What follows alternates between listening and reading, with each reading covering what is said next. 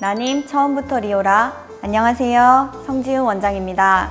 요즘 갑상선 수치가 높으면 착상이 안 된다 이런 말이 있어요.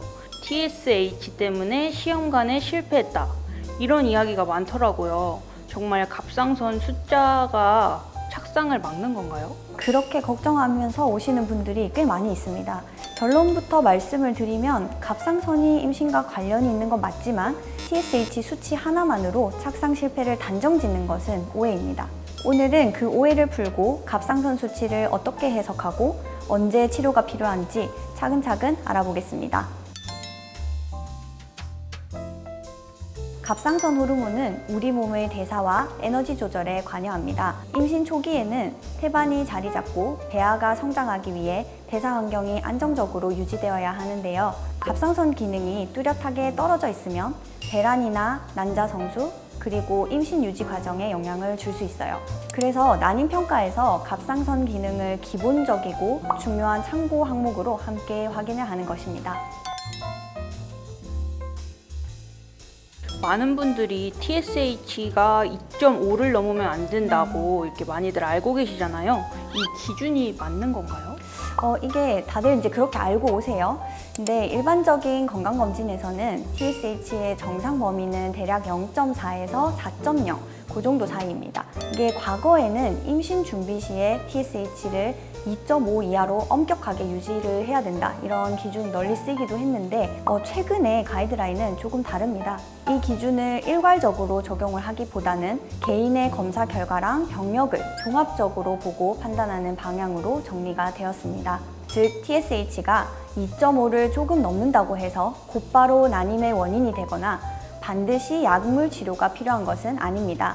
현재 갑상선 자가 항체 여부 그리고 반복 유산 병력 이런 것들을 함께 고려를 해서 세심하게 판단을 해야 됩니다. 그럼 어떤 경우에 좀 더 신경을 써야 할까요? TSH 수치가 정상 범위를 명확히 벗어나 높거나 실제 호르몬인 프리티포라는 그 수치에 이상이 있는 경우, 그리고 과거에 반복 유산 병력이 있거나 갑상선 자가 항체가 양성인 경우에는 임신 준비 과정에서 추가적인 평가가 필요합니다. 갑상선 기능 저하증이 뚜렷하다면 배란과 임신 유지에 영향을 줄 수가 있어서 적절한 치료가 필수적이죠. 반대로 이런 동반 요인이 없으면 단순히 수치 하나가 2.5를 조금 넘었다는 사실에 너무 불안해하실 필요는 없어요. 근데 방금 자가 항체 말씀해 주셨는데 항체가 착상을 공격한다는 이야기도 많이 들려요.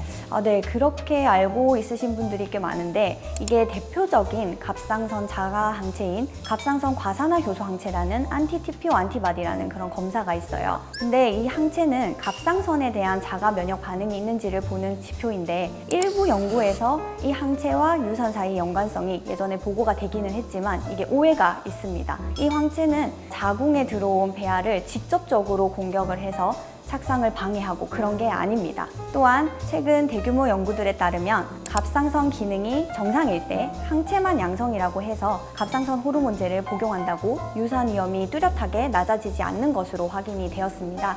따라서 항체 양성 자체가 착상 실패의 직접적인 원인이다 이렇게 단정을 할 수는 없어요. 그래서 이게 종합적인 해석이 필요한 부분입니다. 그럼 실제로 치료가 필요한 경우엔 어떻게 하세요? 주치의의 판단하에 치료 기준에 해당을 하면 레보티록신 계열의 갑상선 호르몬제를 사용해서 수치를 조절합니다. 이 약은 임신 중에도 안전하게 처방되는 약물이라서 안심하셔도 됩니다. 다만 주의할 점은 난임 치료 중이거나 임신을 했을 때는 호르몬 요구량이 변할 수 있으므로 일정 간격으로 혈액 검사를 해서 수치를 조절해야 됩니다. 환자분 스스로 판단해서 약 용량을 바꾸거나 임의로 복용을 중단을 하시면 안 돼요. 정리하자면 임신 준비 과정에서 갑상선 검사는 매우 중요한 참고 사항입니다. 하지만 TSH 2.5라는 숫자 하나에 너무 얽매여서 착상 가능성이나 유산 위험을 지레 단정하실 필요는 없어요. 제가 진료실에서 꼭 당부드리고 싶은 한 가지는 수치라는 그 점 하나 때문에 임신 준비라는 전체 과정에서 불필요한 스트레스를 너무 받지 않으셨으면 좋겠다는 것입니다.